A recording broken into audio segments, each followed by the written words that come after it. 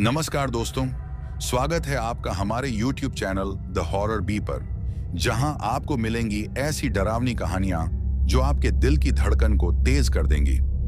आज की कहानी एक ट्रक ड्राइवर की है जिनका नाम शकील है और वो उत्तर प्रदेश के रहने वाले हैं। तो अब मैं आपको ये कहानी शकील के नजरिए से सुनाता हूँ। लेकिन कहानी शुरू करने से पहले मैं आपसे कहना चाहता हूँ कि वैसे तो आपने बहुत सी कहानियां सुनी होंगी, लेकिन आज जो कहानी मैं आपको सुनाने वाला हूं उसे सुनकर आपको बहुत मजा आने वाला है और साथ ही डर का एहसास भी होने वाला है।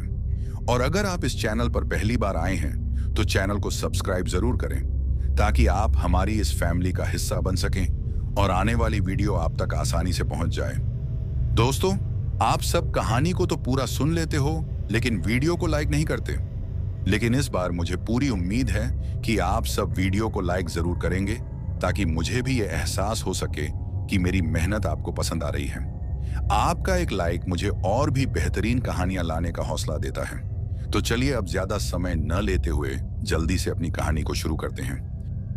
दोस्तों, मेरा नाम शकील है और मैं उत्तर प्रदेश का रहने वाला हूं। मुझे ट्रक चलाते हुए 25 साल से ज्यादा हो गए हैं और इतने लंबे समय तक ट्रक चलाने से मुझे काफी अनुभव भी हो गया है। दोस्तों, मैंने अपनी जिंदगी में बहुत सफर किया है।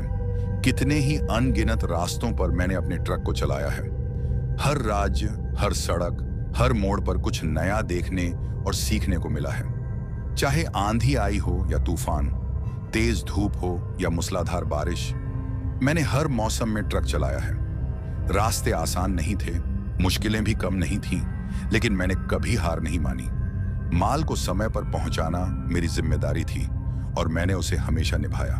सालों के इस लंबे अनुभव ने मुझे जिंदगी के असली मायने सिखाए हैं। सब्र, मेहनत और ईमानदारी। हर सफर एक नई कहानी लेकर आया और हर कहानी ने मुझे एक नया सबक दिया। दोस्तों, अब मैं आपको अपने एक ऐसे सफर के बारे में बताऊंगा कि उस सफर में मेरे साथ क्या हुआ था। वो सफर मेरे लिए इतना भयानक साबित होगा ये मैंने कभी सोचा भी नहीं था। उस रात मेरे साथ जो कुछ भी हुआ था वो सब मैं आपको इस कहानी में बताऊंगा। मुझे पता है कि आज इंट्रो थोड़ा ज्यादा ही हो गया है, उसके लिए मैं आपसे माफी चाहूंगा। लेकिन कुछ बातें ऐसी होती हैं जिनको बताना भी जरूरी होता है ताकि कहानी आपको अच्छे से समझ आ सके। तो चलिए अब सीधा कहानी पर आते हैं। दोस्तों, जो हादसा मेरे साथ हुआ था वो बात आज से लगभग 10 साल पहले की है। तब मुझे ट्रक चलाते हुए करीब 15 साल हो चुके थे। हर बार की तरह उस बार भी मुझे माल डिलीवर करने अपने शहर से दूसरे शहर जाना था। सफर काफी लंबा होने वाला था। उस वक्त मेरे साथ मेरा एक खलासी हुआ करता था। उसका नाम समीर था। समीर काफी होशियार और सुलझा हुआ इंसान था। उसे अपने काम से मतलब रहता था। जो भी काम मैं उसे करने को कहता, समीर उस काम को पूरी ईमानदारी से करता था। मैंने समीर को ट्रक चलाना भी सिखा दिया था और सफर के दौरान जब भी मैं थक जाता था तो समीर मेरी मदद कर लेता था ट्रक चलाने में। लेकिन मेरी इजाजत के बगैर समीर कभी भी ट्रक नहीं चलाता था। अब जिस रात हमारे साथ वो हादसा हुआ था उस दिन भी हमें अपने माल को अपने शहर से दूसरे शहर पहुंचाना था और जो माल हमें पहुंचाना था उसकी डिलीवरी हमें अगले दिन सुबह 10 बजे से पहले करनी थी। इसी बात को ध्यान में रखते हुए मैं अपने खलासी समीर से कहता हूं कि तुम जल्दी जल्दी माल को लोड करवा लो, तब तक मैं चाय पी कर आता हूं। तो मेरी बात सुनकर समीर हामी भरते हुए मुझे कहता है, कोई बात नहीं उस्ताद, आप जाइए। जब तक आप चाय पीकर आते हो तब तक मैं सारा माल लोड करवा लूंगा। हालांकि तब तक आधा माल लोड हो चुका था, थोड़ा ही माल बचा था ट्रक में लोड करने को। अब अपने खलासी समीर की बात सुनकर मैं वहां से चला जाता हूं और फिर एक चाय की दुकान पर चाय पीने बैठ जाता हूं। कुछ देर चाय पीने के बाद जब मैं वापस अपने ट्रक के पास पहुंचता हूं तो माल तब तक ट्रक में लोड हो चुका था। अब माल के लोड हो जाने के बाद मैं अपने खलासी समीर से कहता हूं कि अब ज्यादा देर मत करो, जल्दी से ट्रक में चढ़ो, हमें जितनी जल्दी हो सके निकलना होगा। तो मेरी बात सुनकर मेरा खलासी समीर भी ट्रक में बैठ जाता है। उसके बाद मैं अपने ट्रक को स्टार्ट करता हूं और हम लोग वहां से अपने सफर की ओर निकल जाते हैं। हम लोग दिन के 2 बजे माल लेकर वहां से निकले थे। सब कुछ अच्छे से चल रहा था। पहले तो हम दोनों शांत रहते हैं, लेकिन फिर कुछ देर बाद हम लोग थोड़ी बहुत बातें करते हैं ताकि सफर अच्छे से कट सके। अब आप लोगों को तो पता ही है कि सफर के दौरान या तो गाने सुनकर सफर का मजा लिया जाता है या फिर बातें करके ही टाइम पास किया जाता है ताकि सफर बोरिंग ना लगे। और अब हम दोनों भी यही सब करने की कोशिश कर रहे थे, मतलब कि यहां वहां की बातें कर रहे थे। अब मेरा खलासी समीर तो उतनी ज्यादा बातें नहीं करता था, क्योंकि जैसा कि मैंने आपको पहले ही बताया कि उसको सिर्फ अपने काम से ही मतलब होता है। और जो भी बातें हम लोग ट्रक में कर रहे थे वो मैं ही उसको पूछ रहा था कि तुम इतने परेशान क्यों हो। तो मेरी बात सुनकर वो मुझसे कहता है कि कुछ नहीं उस्ताद, बस ऐसे ही। लेकिन फिर मेरे 2 से 3 बार पूछने के बाद वो मुझसे कहता है कि उस्ताद, मुझे कुछ ठीक नहीं लग रहा। मतलब कि वो मुझसे कहता है कि उस्ताद, मेरी सेहत कुछ ठीक नहीं है। और वो मुझसे ये भी कहता है कि उस्ताद, मुझे ऐसा लग रहा है जैसे मुझे अभी उल्टी आने वाली है। तो उसकी बात सुनकर मैं उससे कहता हूं कि अगर तुम्हारी सेहत ठीक नहीं थी तो तुमने मुझे इस बारे में पहले क्यों नहीं बताया। तो मेरी बात सुनकर वो मुझसे कहता है कि जब हम लोग माल लोड करवा रहे थे तब भी मुझे कुछ अच्छा महसूस नहीं हो रहा था। लेकिन फिर मैं सोच रहा था कि हो सकता है ये सब ऐसे ही हो रहा है और कुछ देर बाद मैं ठीक हो जाऊंगा। लेकिन उस्ताद, अब शायद मेरी सेहत कुछ ठीक नहीं लग रही। और मैंने आपसे ये बात इसलिए भी नहीं बोली थी कि आप भी परेशान हो जाओगे। अब समीर की बात सुनकर मुझे उसकी फिक्र होने लगती है, क्योंकि इतने लंबे सफर में अगर खलासी ही बीमार हो जाए तो परेशानी तो होती ही है। खैर, अब समीर की ऐसी हालत देखकर मैं सबसे पहले तो मेरे ट्रक में पड़ी पानी की बोतल निकालता हूं जिसमें पानी भरा हुआ था, और फिर समीर से कहता हूं कि ये लो पानी, इसको पियो, क्या पता पानी पीने से थोड़ा आराम हो जाए। मेरी बात मानकर समीर पानी पी लेता है। अब कुछ देर तक तो समीर शांत रहता है, लेकिन फिर वो मुझे ट्रक रोकने को कहता है। उसके कहते ही मैं ट्रक रोक लेता हूं, क्योंकि मुझे पता था कि समीर अभी ठीक नहीं हुआ। उसके बाद वो ट्रक से बाहर उतर जाता है और फिर उल्टी करने लग जाता है। अब उसकी ऐसी हालत देखकर मुझे काफी टेंशन हो जाती है, क्योंकि अभी तो हमें और लंबा सफर तय करना था और समीर का इस तरह से बीमार होना मुझे चिंता में डाल रहा था। खैर, मैं समीर को थोड़ा संभालता हूं और उससे कहता हूं कि कोई बात नहीं, हिम्मत रखो, आगे चलकर किसी मेडिकल स्टोर से दवाई ले लेंगे, उसके बाद तुम ठीक हो जाओगे। मेरी बात सुनकर समीर भी हामी भरता है और फिर हम दोनों दोबारा से ट्रक में चढ़ जाते हैं। उसके बाद मैं फिर से ट्रक को स्टार्ट करके आगे की तरफ बढ़ा लेता हूं। अब कुछ देर और ट्रक चलाने के बाद हमें हाईवे के साथ में एक मेडिकल स्टोर दिखाई देता है। उसके बाद मैं अपने ट्रक को उस मेडिकल स्टोर के पास रोक लेता हूं और फिर मैं खुद ही उस मेडिकल स्टोर पर जाकर समीर के लिए दवाई लेने चला जाता हूं, क्योंकि मुझे इतना तो पता ही था कि समीर को उल्टियां हुई हैं। तो तभी मैं उसके लिए वही वाली दवाई लेने गया था। समीर साथ वाली सीट पर आराम कर रहा था। अब थोड़ी देर बाद मैं दवाई लेकर आ जाता हूं और फिर ट्रक में चढ़ जाता हूं। उसके बाद मैं समीर को जगाकर उसे वो दवाई खिला देता हूं और उससे कहता हूं कि ट्रक के पीछे की तरफ जो बेड लगा हुआ है उस पर अच्छे से लेट जाओ और आराम करो। दवाई खाने के बाद मेरा खलासी समीर उस बेड पर लेट जाता है। उसके बाद मैं अपने ट्रक को स्टार्ट करके आगे की तरफ निकल जाता हूं। अब चलो, मेरे दिल में इतनी तो संतुष्टि थी कि समीर ने दवाई खा ली है और अब उसे आराम भी मिल जाएगा। खैर, इस बात की तरफ ज्यादा ध्यान न देकर मैं ट्रक को चलाता रहता हूं। अब काफी देर तक ट्रक चलाने के बाद शाम हो जाती है और फिर मेरे देखते ही देखते कुछ देर बाद वो शाम अब रात में बदल जाती है। समीर अभी भी ट्रक के पीछे लगे हुए उस बेड पर सोया हुआ था। अब उसको उस तरीके से आराम करते हुए मैं सोचता हूं कि चलो अच्छा है, मेरी दी हुई दवाई ने असर कर लिया है। और जब से समीर ने दवाई खाई है तब से उसे उल्टियां भी नहीं हुई। उसके बाद मैं ये भी सोचता हूं कि आज का दिन इस बेचारे के लिए मनहूस ही था जो उसकी ऐसी हालत हुई है। लेकिन शायद मुझे इस बात का बिल्कुल भी अंदाजा नहीं था कि मेरे खलासी के लिए तो दिन मनहूस था, लेकिन अब मेरे लिए रात मनहूस होने वाली है।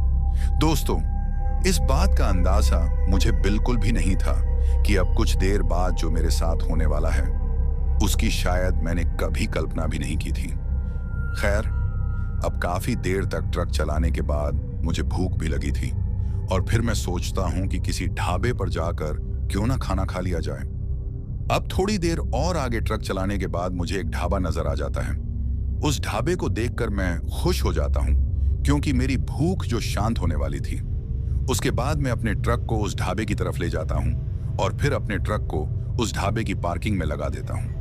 मेरे ट्रक के अलावा और भी 2 से 3 ट्रक उस ढाबे की पार्किंग में लगे हुए थे।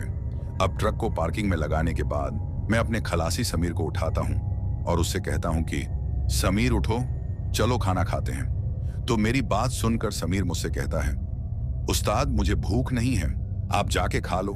तो समीर की बात सुनकर मैं उससे कहता हूं कि तुम भी साथ चलो, और इस तरह से खाली पेट रहना ठीक नहीं है।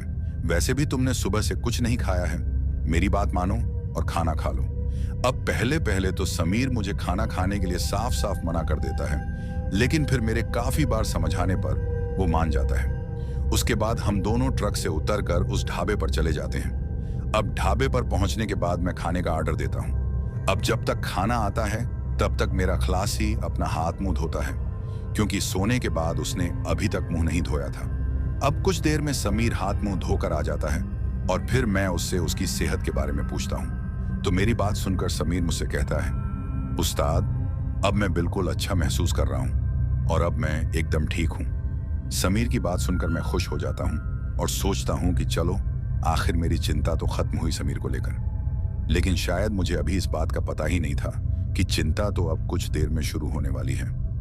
खैर, अब थोड़ी देर में ही खाना आ जाता है। उसके बाद मैं और मेरा खलासी समीर खाना खाते हैं। मैंने तो भर पेट खाना खाया था क्योंकि मुझे काफी ज्यादा भूख लगी थी। अब खाना खाने के बाद हम लोग कुछ देर उस ढाबे के बाहर टहलते हैं, क्योंकि शायद भूख के चलते मैंने कुछ ज्यादा ही खाना खा लिया था। अब कुछ देर टहलने के बाद हम लोग ट्रक में चढ़ जाते हैं। फिर मैं अपने ट्रक को स्टार्ट करके अपनी मंजिल की तरफ निकल जाता हूं। दोस्तों, अभी तक तो सब नॉर्मल ही चल रहा था, लेकिन इसके आगे का जो सफर था, उस सफर को मैं आज तक नहीं भूल पाया, क्योंकि मैंने कुछ ऐसी गलती कर दी थी जिसकी वजह से मेरी जान पर बनाई थी। अब जो गलती मैंने की थी वो तो मैंने अनजाने में की थी, लेकिन उस गलती का खामियाजा मुझे काफी भारी पड़ने वाला था। खैर, अब ढाबे से निकलने के बाद हम दोनों फिर से ट्रक के अंदर शांत बैठे थे। मेरा खलासी समीर भी मेरे साथ वाली सीट पर बैठा हुआ था। हाईवे पर गाड़ियों की आवाजाही अब कुछ कदर कम हो गई थी। अब इतने शांत माहौल को देखकर मैं ट्रक में लगे रेडियो को ऑन कर लेता हूं और फिर कुछ गाने लगाकर सफर को अच्छा बनाने की कोशिश करता हूं, ताकि सफर बोरिंग न लगे। समीर को देखकर भी ऐसा लग रहा था जैसे अब वो पूरी तरह से ठीक हो गया है। अब मैं ज्यादा ना सोचकर सीधा अपनी ड्राइविंग पर ध्यान देता हूं और रेडियो में लगे गानों का मजा लेने लगता हूं। सब कुछ अच्छे से चल रहा था। जैसे जैसे हम अपने सफर पर आगे की तरफ बढ़ रहे थे, अंधेरा और भी घना होता जा रहा था। अब हमारा ट्रक जिस हाईवे पर चल रहा था, उस हाईवे के दोनों तरफ काफी घना जंगल था। अब जिस वक्त हम उस जंगल नुमा इलाके से गुजर रहे थे, उस वक्त तक तो लगभग गाड़ियां बहुत कम हो गई थीं। कहीं कहीं बीच में 1 से 2 गाड़ियां ही हमें दिखती थीं, वो भी हमारे ट्रक को ओवरटेक करके जल्दी से आगे की तरफ बढ़ जाती थीं। खैर, अब मैं इन बातों पर ज्यादा ध्यान न देकर अपने खलासी समीर से कहता हूं कि यार समीर, मुझे बहुत जोरों से टॉयलेट आया है, मैं कहीं साइड में ट्रक खड़ा करके टॉयलेट करके आता हूं। तो मेरी बात सुनकर मेरा खलासी मुझसे कहता है, उस्ताद इस सुनसान रास्ते पर इस वक्त ट्रक रोकना ठीक नहीं रहेगा। आप एक काम करो, थोड़ा वेट करो, जैसे ही हमें कोई रिहायशी इलाका दिखेगा वहां उस इलाके के आसपास में कर लेना। और वो मुझसे ये भी कहता है कि उस्ताद ये इलाका वैसे भी मुझे कुछ ठीक नहीं लग रहा। देखो तो उस्ताद, कितना ये जंगल डरावना नजर आ रहा है। उसकी बात सुनकर मैं उसे कहता हूं, ठीक है, तुम कहते हो तो थोड़ा कंट्रोल कर लेता हूं, और जैसे ही कोई रिहायशी इलाका आएगा मैं वहीं उस इलाके के आसपास टॉयलेट कर लूंगा। उसके बाद मैं लगातार ट्रक चलाता रहता हूं। अब जब काफी देर तक ट्रक चलाने के बाद भी मुझे कोई रिहायशी इलाका नजर नहीं आता, तो मैं अपने खलासी समीर से कहता हूं, यार समीर, अब तो मुझसे टॉयलेट कंट्रोल होने वाला नहीं है। वैसे भी मैंने काफी देर से कंट्रोल करके रखा है, और इतनी देर ड्राइव करने के बावजूद भी अभी तक कोई रिहायशी इलाका हमें नजर नहीं आया है। अभी भी ये जंगल का इलाका काफी फैला हुआ है, और जब तक ये जंगल नुमा इलाका पार होगा तब तक तो मेरी बुरी हालत हो जाएगी। दोस्तों, मैंने काफी टाइम से टॉयलेट को रोक कर रखा था, और आप सबको तो पता ही है कि ज्यादा देर तक टॉयलेट कंट्रोल करना भी सेहत के लिए ठीक नहीं होता। तो इसी बात को ध्यान में रखते हुए मैं समीर से कहता हूं, समीर, मैं वहां सामने की तरफ जो खुली जगह है वहां पर अपने ट्रक को रोक लूंगा और यहीं साइड की तरफ जाकर टॉयलेट कर लूंगा। तो मेरी बात सुनकर समीर मुझसे कहता है, उस्ताद आप 1 से 2 मिनट और रुको, क्या पता कोई खुली जगह मिल जाए। वैसे भी इस जंगल के बीच ट्रक रोकना मुझे कुछ ठीक नहीं लग रहा। तो उसकी बात सुनकर मैं मान जाता हूं और फिर अपने ट्रक को आगे की तरफ बढ़ाता रहता हूं। अब थोड़ी दूर और आगे चलने के बाद मुझे एक गाड़ी नजर आती है जो हाईवे के साइड की तरफ रुकी हुई थी। उस गाड़ी को देखकर मेरा खलासी समीर मुझसे कहता है, उस्ताद, इतने जंगल नुमा इलाके में किसने हाईवे के साइड में गाड़ी रोकी होगी? और वो मुझसे ये भी कहता है, उस्ताद, क्या ये कोई गुंडे बदमाश तो नहीं या फिर कोई लुटेरे हों? अब समीर की बात सुनकर पहले तो मैं शांत रहता हूं, क्योंकि बात मेरे खलासी समीर की भी ठीक थी। बहुत सी जगह जो इलाका जंगल नुमा हो या फिर जो सुनसान एरिया हो, उस जगह पर बहुत से गुंडे या लुटेरे लोगों को लूटते हैं। और उस गाड़ी को उस तरीके से हाईवे के साइड में रुका देख मेरे खलासी समीर को भी थोड़ा शक हो रहा था कि कहीं ये किसी लुटेरों की गाड़ी तो नहीं है। अब उस गाड़ी के थोड़ा और करीब पहुंचने पर जब मेरे ट्रक की हेडलाइट उस छोटी गाड़ी पर पड़ती है तो मैं देखता हूं कि उस गाड़ी के साइड की तरफ 2 से 3 लड़कियां खड़ी थीं और कुछ आदमी भी थे। शायद उनकी गाड़ी खराब हो गई थी और जो आदमी उन लड़कियों के साथ थे उन्होंने गाड़ी का बोनट खोला था। उस तरीके से उनको देखकर मैं अपने खलासी समीर से कहता हूं, देखो समीर, तुम ऐसे ही डर रहे थे। ये कोई फैमिली होगी और शायद इनकी कार किसी कारण खराब हो गई है, तभी इनको इस सुनसान हाईवे पर रुकना पड़ा होगा।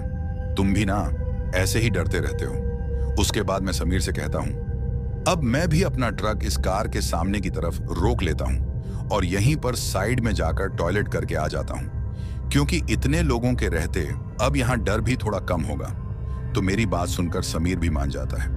उसके बाद मैं अपने ट्रक को उस कार के सामने की तरफ साइड में रोक लेता हूं। फिर मैं ट्रक से उतर जाता हूं और अब मैं टॉयलेट करने के लिए उस हाईवे के साइड की तरफ जाता हूं ताकि अच्छे से टॉयलेट कर सकूं। लेकिन जैसे ही मैं साइड की तरफ जाता हूं तो मैं देखता हूं कि जो कार खराब पड़ी हुई थी उसकी लाइट मुंह तक आ रही थी और उस कार के साथ में वो लड़कियां खड़ी थीं। अब उन लड़कियों को उस तरह से वहां खड़े देख मुझे टॉयलेट करने में शर्म आ रही थी, इसलिए मैं उस हाईवे से थोड़ा ऊपर की तरफ चढ़ जाता हूं और फिर मुझे थोड़ा ऊपर चढ़ने पर एक सीमेंट का छोटा सा पिलर नजर आता है जिसकी हाइट 3 से 4 फीट की होगी और वो पिलर मुझे ऊपर से थोड़ा टूटा हुआ नजर आ रहा था। ऐसा लग रहा था जैसे वो काफी पुराना हो। अब मुझे इस बात से क्या मतलब था? मुझे मतलब था टॉयलेट करने से। अब उस पिलर के इर्द गिर्द काफी घनी झाड़ियां थीं, तो मैं ज्यादा न सोचकर उस पिलर की तरफ ही टॉयलेट कर लेता हूं, मतलब कि उस पिलर के ऊपर ही टॉयलेट कर लेता हूं। अब जब मैं वहां टॉयलेट कर रहा था तो मुझे एक झटका महसूस होता है, लेकिन फिर मैं सोचता हूं कि हो सकता है ये सब मेरा वहम हो। अब टॉयलेट करने के बाद मैं वापस से हाईवे पर उतर जाता हूं और फिर दोबारा से अपने ट्रक में चढ़ जाता हूं। उसके बाद मैं अपना ट्रक स्टार्ट करता हूं और वहां से आगे की ओर बढ़ जाता हूं। लेकिन आगे बढ़ने से पहले मैं अपने ट्रक को उस कार के पास ही रोक लेता हूं। अब मेरे ट्रक रुकते ही एक आदमी मेरी तरफ देखने लगता है। जो आदमी मेरी ओर देख रहा था उसकी उम्र यही कोई 50 से 60 के बीच की रही होगी।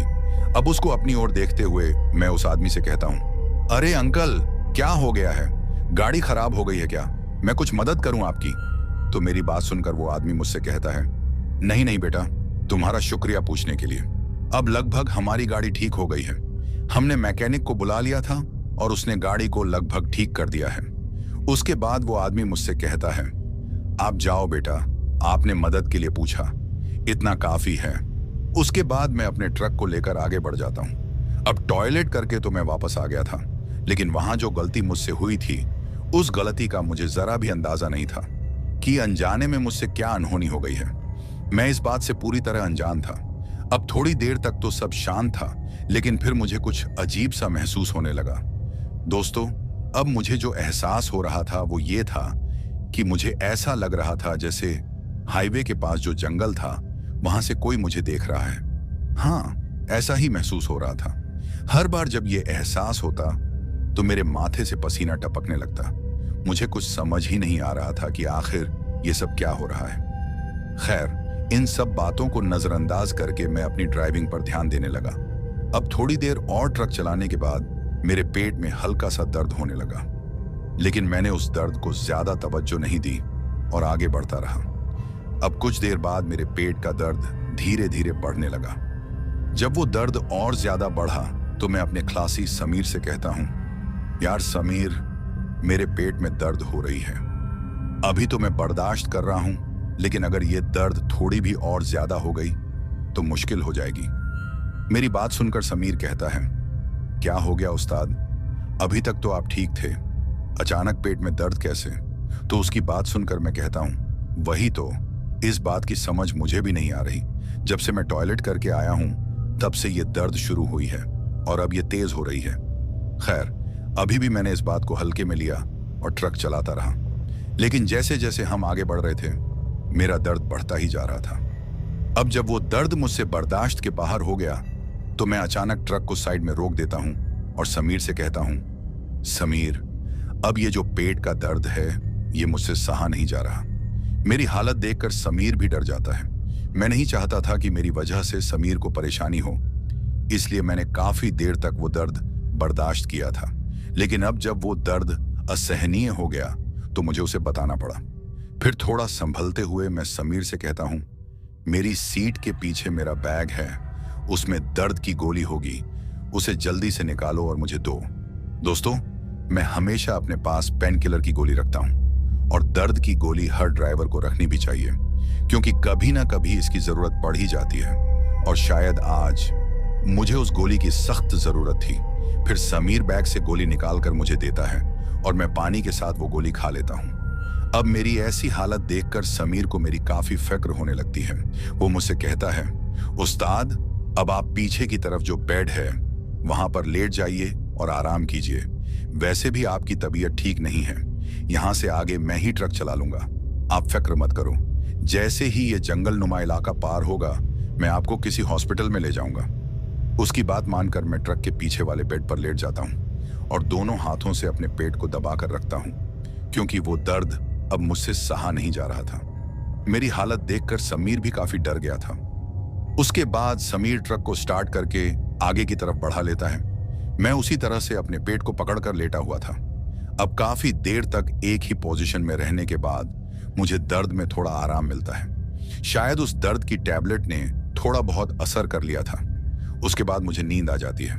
दोस्तों, अभी मुझे नींद किए 15 से 20 मिनट ही हुए होंगे कि तभी मुझे गंदी बदबू आने लग जाती है। वो बदबू इतनी ज्यादा गंदी थी कि उसको बर्दाश्त करना मुश्किल होता जा रहा था। अगर आप लोगों को उस बदबू के बारे में बताऊं तो वो बदबू टॉयलेट की बदबू की तरह लग रही थी। ऐसा लग रहा था जैसे मैं किसी गंदी नाली के पास लेटा हुआ हूं और वो टॉयलेट की स्मेल उसी नाली से आ रही है। अब जब वो बदबू मेरी बर्दाश्त से बाहर होने लगती है तो मैं अपनी आंखें खोलता हूं। मेरी आंखें खुलते पहले तो मुझे सब नॉर्मल ही लगता है, लेकिन फिर मैं लेटे लेटे ही अपने खलासी से पूछता हूं कि समीर, ये गंदी बदबू आखिर आ कहां से रही है? तो मेरी बात सुनकर समीर शांत रहता है। अब मेरे 1 से 2 बार कहने पर भी जब समीर का कोई जवाब नहीं आता तो मैं उस बेड से थोड़ा ऊपर उठता हूं और फिर अपने खलासी समीर की तरफ देखता हूं। और जैसे ही मैं अपने खलासी की तरफ देखता हूं, मैं जो देखता हूं उसे देखकर मेरी आंखें फटी की फटी रह जाती हैं और मेरी हालत काफी खराब हो जाती है। मैं डर के मारे थर थर कांप रहा था। ऐसा नजारा अगर कोई भी देखे तो उसको हार्ट अटैक आ जाए। मुझे तो जैसे लकवा मार गया था। वो सब देखकर एक जिंदा लाश की तरह मैं उस नजारे को देख रहा था। दोस्तों, अब आप सोच रहे होंगे कि ऐसा मैंने क्या देख लिया जो मेरी ऐसी हालत हो गई थी। तो आपको बताता चलूं कि जैसे ही मैंने अपनी नजरों को अपने खलासी समीर की तरफ किया तो मैं देखता हूं कि ट्रक को समीर नहीं चला रहा था, बल्कि एक अजीब सा दिखने वाला कोई शख्स उस ट्रक को चला रहा था। अब अगर मैं उस अजीब से दिखने वाले आदमी की बात करूं तो देखने में मुझे तो वो कोई इंसान नहीं लग रहा था। इतना भयानक चेहरा मैंने अपनी जिंदगी में पहली बार देखा था। उसके सर पर एक भी बाल नहीं था। उसके लंबे लंबे कान जो कि देखने में काफी अजीब लग रहे थे। उसकी आंखों की बात करूं तो एकदम सफेद नजर आ रही थी, जैसे किसी मुर्दे की सूनी ठंडी आंखें होती हैं। उसके दांत इतने लंबे और नुकीले थे कि देखकर ही ऐसा लग रहा था जैसे अभी गर्दन चीर देगा। उसके नाखून काफी गंदे और भयानक नजर आ रहे थे, जैसे उनको किसी को नोचने का इंतजार हो। उसके मुंह की चमड़ी पूरे तरीके से निकली हुई नजर आ रही थी। उसका पूरा शरीर कीचड़ से भरा हुआ नजर आ रहा था। ऐसा लग रहा था जैसे वो किसी दलदल या फिर किसी गंदी नाली से निकल कर आ रहा हो। और जो बदबू मुझे अभी तक आ रही थी वो उसके शरीर से ही मुझे आ रही थी। अब इतने भयानक तरीके से उसको ट्रक चलाते देख मेरी तो सिट्टी पिट्टी गुल हो गई थी और मैं एक जिंदा लाश की तरह उसको देखता जा रहा था। मैं चीखना तो चाह रहा था, लेकिन डर के मारे मेरी आवाज मेरे मुंह से बाहर ही नहीं आ रही थी। मैं बस यही सोच रहा था कि अभी कुछ ही मिनटों के बाद मेरे प्राण निकलने वाले हैं। उस वक्त मेरा पूरा जिस्म पसीने से भीगा हुआ था। दोस्तों, वो नजारा इतना भयानक था कि उसको शब्दों में पिरोना काफी मुश्किल है। अब इस भयानक मंजर को वही महसूस कर सकता है जिसके साथ ये बीता हो, और अब मैं भी उस दौर से गुजर रहा था। डर के मारे मेरे दिमाग ने काम करना बंद कर दिया था। अब जब मैं उसको इस तरीके से ट्रक चलाते देखता हूं, तो मेरे देखते ही वो भी अपने सर को एकदम से मेरी तरफ घुमा लेता है, और फिर उसके चेहरे पर एक भयानक और डरावनी सी मुस्कान मुझे दिखाई देती है। अब उसको उस तरीके से मुस्कुराते देख मेरी हालत और भी खराब हो जाती है। लेकिन फिर थोड़ी हिम्मत करके अपने आप को पीछे की तरफ धकेल कर मैं अपनी कांपती आवाज में उससे पूछता हूं कि कौन हो तुम, और तुम जो भी हो मुझे छोड़ दो, मैंने तुम्हारा क्या बिगाड़ा है। तो मेरी बात सुनकर वो काफी डरावनी और भयानक आवाज में मुझसे कहता है, तुमने मुझे और मेरी जगह को नापाक किया है गुस्ताख। इसकी सजा तो तुम्हें मिलकर रहेगी। अब तुम्हें मेरे हाथों से कोई भी नहीं बचा सकता। ये सब कहकर वो काफी भयानक आवाज में हंसने लग जाता है। उसकी हंसी इतनी डरावनी थी कि मैं आपको बता भी नहीं सकता। बाद वो ट्रक की स्टीयरिंग को छोड़कर मेरी तरफ आने लग जाता है, और फिर धीरे धीरे मेरे काफी करीब आ जाता है। अब उसको अपने इतना करीब आते देख मैं अपनी आंखें बंद कर लेता हूं, और फिर जोर से चिल्लाने की कोशिश करता हूं। अब इतना जोर से चिल्लाने की कोशिश कामयाब हो जाती है। मतलब कि मेरी चीख इस बार बाहर निकलती है, और मेरी चीख को सुनकर मुझे मेरे सीने पर किसी का हाथ महसूस होता है। और उस हाथ को जब मैं अपने सीने पर महसूस करता हूं, तो मैं एकदम से चौंक जाता हूं और जल्दी से अपनी आंखें खोलता हूं। अब जैसे ही मैं अपनी आंखें खोलता हूं, तो मैं खुद को अपने ट्रक के पीछे वाले बेड पर लेटा हुआ देखता हूं। मतलब कि अभी तक जो भी मैंने देखा था, मुझे वो समझ ही नहीं आ रहा था कि वो मेरा सपना था कि हकीकत। अब मेरी इस चीख को सुनकर मेरा खलासी समीर पहले तो ट्रक को रोक लेता है, और फिर मुझसे कहता है, उस्ताद आपको क्या हो गया है, आप चीख क्यों रहे हो। तो समीर की बात सुनकर मैं उससे कहता हूं, यहां जो वो अजीब सा दिखने वाला आदमी था वो कहां गया। तो मेरी बात को सुनकर समीर मुझसे कहता है, कौन आदमी उस्ताद, कैसा आदमी, आप किस आदमी की बात कर रहे हो। तो समीर की बात सुनकर मैं उससे कहता हूं, वही आदमी जो कुछ देर पहले ट्रक चला रहा था। तो मेरी बात सुनकर समीर मुझसे कहता है, ट्रक तो मैं ही चला रहा था। और फिर समीर मुझसे यह भी कहता है कि उस्ताद आपने जरूर कोई बुरा सपना देख लिया है। इस ट्रक में मेरे और आपके अलावा और कोई भी नहीं है। अब समीर की बात सुनकर मैं काफी उलझन में पड़ जाता हूं, क्योंकि मुझे कुछ भी समझ नहीं आ रहा था कि अभी तक जो भी मेरे साथ हुआ क्या वो सच में एक सपना था। मेरे लिए यकीन करना काफी मुश्किल था, लेकिन फिर मैं खुद को झूठी तसल्ली देकर समझा ही लेता हूं कि हो सकता है ये मेरा बुरा सपना ही हो। लेकिन इतना भयानक सपना मैंने अपनी जिंदगी में पहली बार देखा था।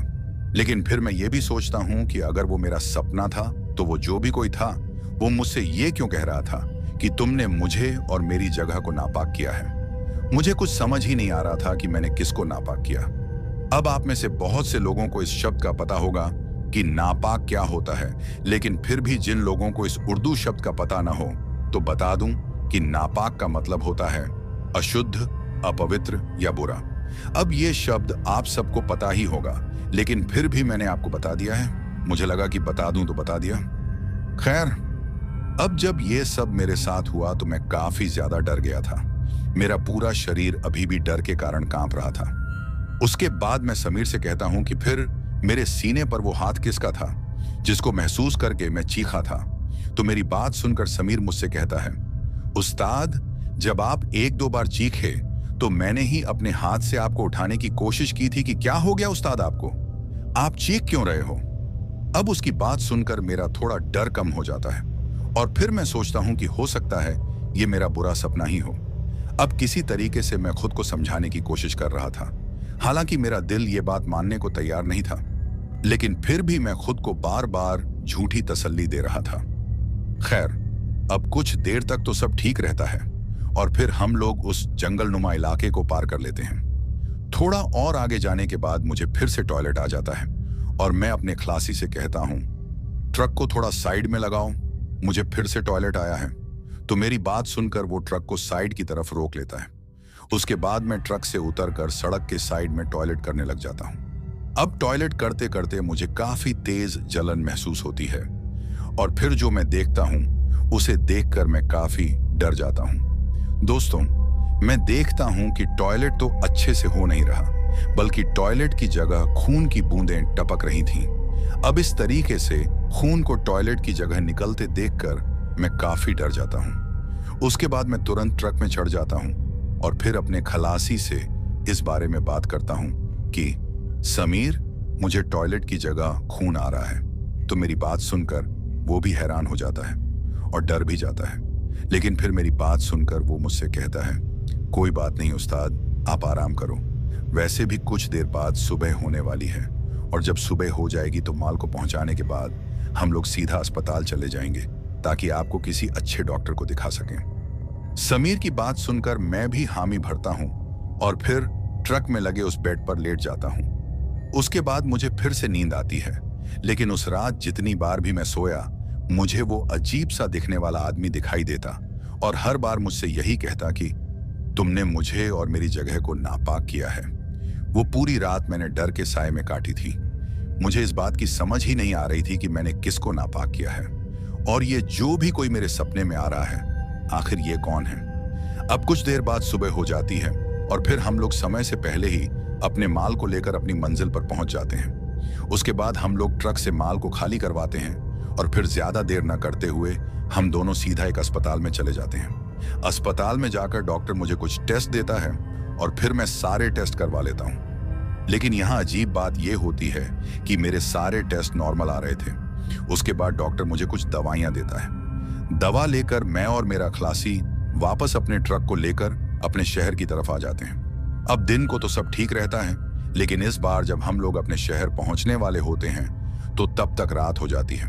अब जैसे ही रात होती है तो मुझे किसी के चीखने की आवाज सुनाई देती है। वो आवाज इतनी भयानक होती है कि उस चीख की गूंज सुनकर मैं काफी ज्यादा डर जाता हूं। लेकिन ताज्जुब की बात यह होती है कि वो चीख सिर्फ मैंने ही सुनी थी। मतलब कि जब मैं उस चीख के बारे में अपने खलासी से पूछता हूं तो वो मुझसे कहता है, उस्ताद, मुझे कोई भी चीख सुनाई नहीं दी। लगता है आपकी नींद पूरी नहीं हुई है, तभी आपको ऐसा महसूस हो रहा है। अब थोड़ी देर बाद हम वापस से अपने शहर पहुंच जाते हैं। उसके बाद मैं अपने घर चला जाता हूं। अब जैसे जैसे मैं अपने घर की तरफ बढ़ रहा था, मुझे ऐसा महसूस हो रहा था जैसे कोई मेरा पीछा कर रहा है। मेरे काफी बार पीछे की तरफ देखने पर भी मुझे कोई नजर नहीं आता और फिर कुछ देर बाद मैं अपने घर पहुंच जाता हूं। अब जैसे ही मैं अपने घर पहुंचता हूं, मैं अपने घर के दरवाजे को खटखटाने लग जाता हूं। कुछ देर दरवाजा खटखटाने के बाद मेरी बीवी रुखसाना दरवाजा खोलती है। दोस्तों, मेरी बीवी का नाम रुखसाना है। अब रुखसाना के दरवाजा खोलते ही मैं उस पर काफी भड़क जाता हूं और उससे कहता हूं कि दरवाजा खोलने में इतनी देर कौन लगाता है। मेरे इस तरीके से भड़कने पर उसे काफी अजीब लगता है, लेकिन वो शांत रहती है। हालांकि आज से पहले मैंने कभी भी रुखसाना से इस तरीके से बात नहीं की थी। मुझे कुछ समझ ही नहीं आ रहा था कि आखिर मैं कर क्या रहा हूं। मुझे काफी गुस्सा आ रहा था। खैर, अब कुछ देर बाद मैं कपड़े बदल कर आ जाता हूं और तब तक रुखसाना मेरे लिए खाना ले आती है। दोस्तों, आपको बता दूं कि मेरे परिवार में मेरी अम्मी, अब्बू और मेरी बीवी रुखसाना और हमारा 2 साल का छोटा लड़का है। अब मेरे घर पहुंचने तक मेरी अम्मी अब्बू सो गए थे। अब जब रुखसाना मेरे लिए खाना लेकर आती है तो वो मुझे काफी इज्जत के साथ खाना देती है, लेकिन मेरा एक निवाला खाते ही मुझे काफी गुस्सा आ जाता है और मैं रुखसाना से कहता हूं कि ये क्या बनाकर लाई हो, मुझे मांस खाना है, मांस लेकर आओ। और जब वो मुझसे कहती है कि आज तो हमने मांस नहीं बनाया, तो उसकी ये बात सुनकर मुझे काफी गुस्सा आ जाता है और मैं एक जोरदार छांटा उसे मार देता हूं। दोस्तों, आज से पहले मैंने कभी भी रुखसाना पर हाथ नहीं उठाया था। ये पहली मर्तबा था जो मुझसे ये गुस्ताखी हुई थी, लेकिन मुझे ऐसा महसूस हो रहा था जैसे मेरा जिस्म मेरे काबू में नहीं है। उसके बाद मैं वहां से उठकर अपने कमरे में चला जाता हूं और अपने कमरे को अंदर से बंद कर लेता हूं। अब मेरे हाथ उठाने के बाद रुखसाना काफी ज्यादा रोती है और फिर वो दौड़ती हुई अम्मी अब्बू के पास चली जाती है और फिर उन दोनों से मेरे बारे में कहती है कि उन्होंने मुझ पर हाथ उठाया है, उन्हें पता नहीं क्या हो गया है। यही सब शिकायतें वो मेरे अम्मी अब्बू से लगा रही थी। अब उसकी शिकायतें सुनकर अम्मी अब्बू मेरे कमरे के बाहर आ जाते हैं और मेरा दरवाजा खटखटाने लगते हैं। इसके आगे का मुझे कुछ भी पता नहीं चलता कि मेरे साथ क्या होता है। लेकिन इसके आगे की कहानी मैं आपको रुखसाना के नजरिए से सुनाता हूं, क्योंकि इसके आगे जो कुछ भी हुआ वो सब रुखसाना जानती है। अब जब अम्मी अब्बू शकील का दरवाजा खटखटाते हैं तो शकील दरवाजा नहीं खोलता, और जब काफी देर तक दरवाजा खटखटाने के बाद भी दरवाजा नहीं खुलता तो अब्बू को काफी गुस्सा आ जाता है और वो मुझसे कहते हैं कि बेटी तुम सो जाओ, इससे मैं सुबह बात करूंगा। अब उस पूरी रात उस कमरे से काफी अजीबो गरीब आवाजें आने लगती हैं। कभी कभी ऐसा लगता है जैसे शकील अंदर कमरे में कुछ तोड़फोड़ कर रहे हैं, लेकिन फिर मैं ये सोचती हूँ कि हो सकता है वो ये सब गुस्से में कर रहे हों। अब अगले दिन सुबह के वक्त जब मैं शकील का दरवाजा खटखटाती हूँ तो वो दरवाजा ही नहीं खोल रहे थे। मेरे काफी बार आवाजें देने के बाद भी जब शकील दरवाजा नहीं खोलते तो मैं काफी डर जाती हूँ, और फिर मैं दौड़ती हुई अम्मी अब्बू के पास चली जाती हूँ और फिर उनको सब कुछ बता देती हूँ कि उन्होंने रात से दरवाजा बंद किया हुआ है और अभी तक उन्होंने दरवाजा नहीं खोला। मुझे तो काफी डर लग रहा है कि कहीं वो कुछ कर ना ले। तो मेरी बात सुनकर अब्बू और अम्मी भागते हुए शकील के कमरे के दरवाजे के पास आ जाते हैं। उसके बाद अब्बू भी शकील को काफी आवाजें देते हैं, लेकिन उन आवाजों का शकील पर कोई असर नहीं हो रहा था। उसके बाद अब्बू भी डर जाते हैं, लेकिन फिर अब्बू उस दरवाजे को तोड़ देते हैं, और जैसे ही हम अंदर उस कमरे में पहुंचते हैं हम देखते हैं कि शकील बेहोशी की हालत में जमीन पर पड़ा हुआ था और जमीन पर खून की बूंदें पड़ी हुई थीं। शकील के पूरे शरीर पर काफी लंबे लंबे घाव के निशान बने हुए थे। अब ज्यादा देर न करते हुए हम लोग शकील को हॉस्पिटल ले जाते हैं। हॉस्पिटल पहुंचने के बाद शकील की हालत काफी नाजुक हो जाती है। हम लोगों को कुछ समझ ही नहीं आ रहा था कि आखिर शकील के साथ रात को क्या हुआ है। डॉक्टर भी शकील की हालत देखकर काफी हैरान हो गए थे। ऐसा लग रहा था जैसे किसी जानवर ने शकील को नोचने की कोशिश की है। अब शकील की ऐसी हालत देखकर हम सब परेशान हो जाते हैं। शकील को हॉस्पिटल में अब 4 से 5 दिन हो गए थे, लेकिन अभी तक उनकी हालत में कोई सुधार नहीं आया था। शकील हर रोज उस हॉस्पिटल के बेड पर काफी ज्यादा चीखते थे। अब एक दिन शकील के मोबाइल पर कॉल आती है और उस कॉल को मैं उठाती हूँ। कॉल उठाकर मुझे पता चलता है कि ये उनके खलासी समीर का फोन था, और वो मुझसे कहते हैं कि भाभी जी, उस्ताद काम पर क्यों नहीं आ रहे, सब कुछ ठीक तो है ना। तो समीर की बात सुनकर मैं उससे कहती हूँ कि उनकी हालत काफी खराब है और वो हॉस्पिटल में भर्ती हैं। ये खबर सुनकर समीर भी डर जाता है और फिर कुछ देर बाद समीर भी हॉस्पिटल पहुंच जाता है। अब शकील की ऐसी हालत देखकर वो भी काफी परेशान हो जाता है और फिर वो हमसे सारी बात बताता है कि कैसे कैसे रास्ते में शकील को पेट दर्द हुई थी, फिर कुछ देर बाद टॉयलेट में खून आ रहा था। अब समीर की बातें सुनकर मैं, अम्मी और अब्बू हम सब काफी हैरान हो जाते हैं। लेकिन फिर समीर ये भी कहता है कि शकील ने जब से टॉयलेट किया था, उस टॉयलेट करने के बाद उसके साथ ये सब कुछ हुआ था। अब समीर की बात सुनकर अम्मी को ये चक्कर कुछ और ही लगता है और वो कहती हैं कि कहीं हमारे बेटे पर किसी ने टोना टोटका तो नहीं किया। उसके बाद वो ये बात अब्बू से कहती हैं कि हमारा इकलौता बेटा है, अगर इससे कुछ हो गया तो हमारे जीने का क्या फायदा। आप कुछ भी करिए, किसी अच्छे से जानकार को बुलाकर पता करवाइए कि क्या सच में किसी ने हमारे बेटे पर कोई टोना टोटका तो नहीं किया।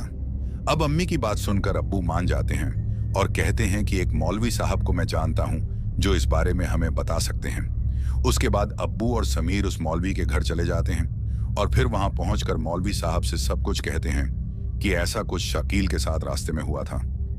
अब समीर और अब्बू की बात सुनकर वो मौलवी साहब भी हॉस्पिटल पहुंच जाते हैं और फिर वो मौलवी साहब शकील के हाथ को पकड़कर अपनी आंखें बंद करके कुछ पढ़ते हैं। कुछ देर पढ़ने के बाद मौलवी साहब का चेहरा लाल पड़ जाता है।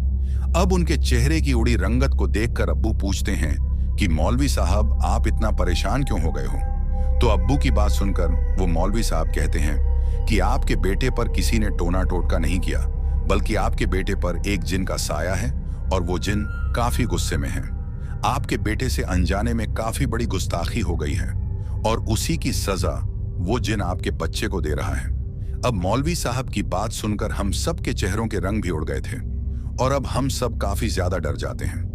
लेकिन तभी अब्बू कहते हैं कि मेरे बेटे ने ऐसी क्या गलती कर दी है जिसकी वजह से उसकी ये हालत हुई है। तो अब्बू की बात सुनकर मौलवी साहब कहते हैं कि तुम्हारे बेटे ने गलत जगह टॉयलेट किया है। जिस जगह उसने टॉयलेट किया है वो जगह एक जिन की थी, उस जिन का बसेरा उस जगह पर था और तुम्हारे बेटे ने उस जगह को नापाक करके उस जिन को काफी गुस्सा दिलाया है और अब ये इसे इतनी आसानी से छोड़ने वाला नहीं है। अब मौलवी साहब की ऐसी बात सुनकर अम्मी काफी ज्यादा रोने लगती हैं और मैं भी काफी ज्यादा रोती हूँ। लेकिन तभी अब्बू कहते हैं कि इसका कोई ना कोई हल तो होगा ना। तो अब्बू की बात सुनकर मौलवी साहब कहते हैं कि इसका एक ही हल है, तुम्हारे बेटे को उस जगह ले जाना होगा और उसको वहां उस जिन से माफी मांगनी होगी और तौबा करनी होगी। उस जगह को पानी से साफ करना होगा और फिर सूरह अल जिन भी पढ़ना होगा। अब इन बातों को सुनकर अब्बू कहते हैं कि वो सब तो ठीक है, लेकिन इस हालत में मेरा बेटा उस जगह कैसे जाएगा। तो तभी मौलवी साहब अपनी जेब से एक तावीज निकालते हैं और फिर शकील के कंधे पर बांध देते हैं और फिर कहते हैं कि यह तावीज कुछ दिनों तक शकील की हिफाजत करेगा उस जिन से। तब तक ये ठीक हो जाएगा और जैसे ही ये ठीक हो जाए मुझे बता देना। उसके बाद मौलवी साहब वहां से चले जाते हैं। अब उस तावीज के लगाने के बाद 2 से 3 दिन बीतने के बाद शकील की हालत में सुधार होने लगता है और फिर लगभग 1 हफ्ते के बाद शकील पूरी तरह से ठीक हो जाते हैं। अब जैसे ही वो ठीक हो जाते हैं तो अब्बू सारी बात शकील को बताते हैं कि हमें पता चल गया है कि तुमसे क्या गलती हुई थी, और अब्बू वो गलती शकील को बता देते हैं। अब्बू की बात सुनकर शकील कहते हैं कि आपकी बात बिल्कुल सच्ची है अब्बू। जब मैं वहां टॉयलेट कर रहा था तो वहां मुझे सीमेंट का बना एक पिलर भी दिखा था, लेकिन फिर मैंने सोचा था कि हो सकता है वो ऐसे ही हो। शकील की बात सुनकर अब्बू उन्हें डांटते हैं और कहते हैं कि जब तुम्हें पता था कि वहां कोई पिलर है फिर भी तुमने ऐसी गलती की। तो अब्बू की डांट सुनकर शकील शांत खड़े रहते हैं। उसके बाद शकील को हॉस्पिटल से छुट्टी मिल जाती है और फिर वो घर आ जाते हैं। घर पहुंचकर अब्बू मौलवी साहब को बुलाते हैं और फिर कुछ देर में वो मौलवी साहब भी आ जाते हैं। उसके बाद हम सब एक प्राइवेट गाड़ी बनाकर उस जगह पहुंच जाते हैं जहां शकील ने टॉयलेट किया था। हम लोग रात के वक्त वहां पहुंचे थे क्योंकि मौलवी साहब ने हमें कहा था कि जो भी करना होगा हमें रात के वक्त करना होगा। उसके बाद मौलवी साहब एक शकील से कहते हैं कि सबसे पहले तो तुम्हें इस जगह को पानी से साफ करना होगा। मौलवी की बात मानकर शकील पानी की कैनी को गाड़ी से निकालते हैं और फिर मौलवी साहब के कहे अनुसार उस पिलर को धोने लगते हैं और आसपास वाली जगह को भी धोने लगते हैं। उसके बाद मौलवी साहब उन्हें एक बोतल में भरा हुआ पानी देते हैं जो कि बढ़ा हुआ पानी था। उस पाक पानी से भी शकील उस पिलर और उस जगह को साफ करते हैं। उसके बाद मौलवी साहब शकील को तौबा करने को बोलते हैं। शकील वैसे ही करते हैं और फिर माफी मांगते हैं और कहते हैं कि मुझसे जो भी गलती हुई है उसके लिए मुझे माफ करना, और फिर तौबा भी करते हैं। उसके बाद मौलवी साहब उस जगह जाकर सूरह अल जिन भी पढ़ते हैं। अब जब सब कुछ अच्छे से हो जाता है तो मौलवी साहब हम सब से कहते हैं कि अब आप सब यहां से वापस चलो, लेकिन एक बात का ख्याल रखना, पीछे मुड़कर मत देखना।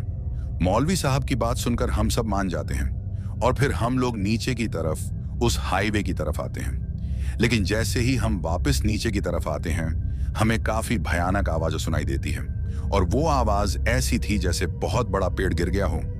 लेकिन तभी उस आवाज को सुनते सुनते मौलवी साहब हम सब से कहते हैं कि गलती से भी पीछे मत देखना। हम सब भी उनकी बात मान जाते हैं और फिर सीधा गाड़ी में बैठकर वापस आ जाते हैं। घर पहुंचकर हम सब मौलवी साहब का शुक्रिया करते हैं। उसके बाद सब कुछ ठीक हो जाता है। अब जिस रात हम सब वापस आए थे उस रात शकील के सपने में वो जिन आता है और उससे कहता है कि मैंने तुम्हें माफ कर दिया है, लेकिन आइंदा के लिए इस बात का ख्याल रहे ये गलती दोबारा ना हो पाए। और ये बात शकील ने सुबह हम सबको बताई थी। दोस्तों, हमेशा जब कभी भी किसी सुनसान जगह पर टॉयलेट करो तो पहले उस जगह को ध्यान से देखो, नहीं तो जो सब शकील को भुगतना पड़ा हो सकता है आपको भी भुगतना पड़े। तो दोस्तों, कैसी लगी हमारी ये कहानी? अगर आपको ऐसी और भी कहानियां सुननी हैं तो हमारे चैनल को सब्सक्राइब करना बिल्कुल मत भूलिएगा। अब चलते हैं उन दोस्तों की ओर जिन्होंने हमारी पिछली कहानी पर कमेंट करके हमें अपना प्यार और समर्थन दिया। तो चलिए सबसे पहले उनका नाम लेते हैं। पहले हैं अभय गुजरात से, अपोंग नागा है नागालैंड से, प्रसेनजीत मानसी हैं बिष्णुपुर उत्तर दिनाजपुर से, पायल दौड़वानी है स्पेन से, नकुल पासवान हैं बिहार से, रमेश ग्यावाली हैं नेपाल से, असलम अहमद हैं पलियामऊ से, जैनब हैं बलोच से, प्रतीक्षा शर्मा हैं गुजरात से, इरफान शाह हैं पाकिस्तान से, लव कुमार हैं झारखंड से, किरण दास हैं खड़गपुर ओडिशा से, वाजिद तबस्सुम हैं लाहौर पाकिस्तान से, निर्दोष कागड़ा हैं हरियाणा से, नदीम हैं बिहार से, राजेश हैं ओडिशा से, अलीशा हैं गुवाहाटी, असम से। मुकेश पटेल हैं देवरिया, उत्तर प्रदेश से। अंशु पटेल हैं कालोल से। राहुल कांदिवली हैं क्रांतिनगर, मुंबई से। कौशल हैं मथुरा, लक्ष्मी नगर, उत्तर प्रदेश से। हरिकिशन सक्सेना हैं कछौरा, हाथरस से। अभिषेक रावत हैं अजमेर, राजस्थान से। गुडमरानी हैं नगांव, असम से। रेवा गोपाले हैं बालाघाट, मध्य प्रदेश से। सालाम खान हैं इंग्लैंड से। किशोर राज हैं उत्तर प्रदेश से। ज्योति प्रकाश मोहंती हैं ओडिशा से। अली हसन हैं फिरोजाबाद से। शोभा अशोक हैं सिरसा, हरियाणा से। रुखसाना हैं गुवाहाटी, असम से। दीपू हैं अलीगढ़, उत्तर प्रदेश से। अर्जुन हैं देहरादून से। पिंटू हैं गोपालगंज, बिहार से। बंटी सागर हैं दिल्ली से। रवि हैं हुबली, कर्नाटक से। अमन हैं मध्य प्रदेश से। सुब्रत राणा हैं काठमांडू से। फरहान हैं कानपुर से। बीके सिंघा हैं सिलचर, असम से। प्रतीक शर्मा हैं गुजरात से। अली हैं कोलकाता से। अमरतेज हैं भोपाल से। लाम सेरिंग हैं अरुणाचल प्रदेश से। हिमांशु हैं उत्तर प्रदेश से। कपिल राणा हैं जम्मू से। किशन कुमार हैं उत्तराखंड से। संदीप कुमार हैं कुंभ नगरी प्रयागराज से। शशिभान हैं नई दिल्ली से। गोलू कुमार हैं उत्तर प्रदेश से। बिभा सिंह हैं सिंघाड़ा से। रश्मिता चांद हैं ढेंकानाल, ओडिशा से। श्याम सुंदर शर्मा हैं राजस्थान से। मूलचंद चूबरी हैं स्पेन से। साबिर शेख हैं महाराष्ट्र से। रवि पवार हैं बिजनौर, उत्तर प्रदेश से। सलमान खान हैं उत्तराखंड से। माधव थापा हैं असम से। शाहिद खान हैं पाकिस्तान से। रितिन हैं असम से। और सबसे आखिर में हैं ब्रिजमोहन, शाहदरा, दिल्ली से। दोस्तों, ये थे उन लोगों के नाम जिन्होंने हमारी पिछली कहानी पर कमेंट करके हमें बताया कि वो कहां से हमारी कहानियां सुनते हैं और उन्हें हमारी कहानी कैसी लगी। इसके साथ ही अगर किसी का नाम छूट गया हो तो वो कमेंट करके हमें जरूर बताना। आने वाली वीडियो में उनका नाम लिया जाएगा। दोस्तों, दूसरी वीडियोस की तरह इस वीडियो पर भी अपना प्यार दिखाइए और मुझे सपोर्ट करिए, क्योंकि आप सबके सपोर्ट के कारण ही मैं यहां तक पहुंचा हूं और मुझे उम्मीद है कि आप लोगों के बलबूते ही एक दिन हमारी ये फैमिली काफी आगे तक जाएगी। चैनल पर अगर कोई नया है तो चैनल को सब्सक्राइब जरूर करें ताकि आप भी हमारी इस फैमिली का हिस्सा बन सकें। और जिन लोगों ने पहले से ही हमारे चैनल को सब्सक्राइब किया है उन सभी का मैं तहे दिल से शुक्रगुजार हूं। इसके साथ ही मैं आप सबसे अलविदा कहना चाहता हूं। बाय दोस्तों।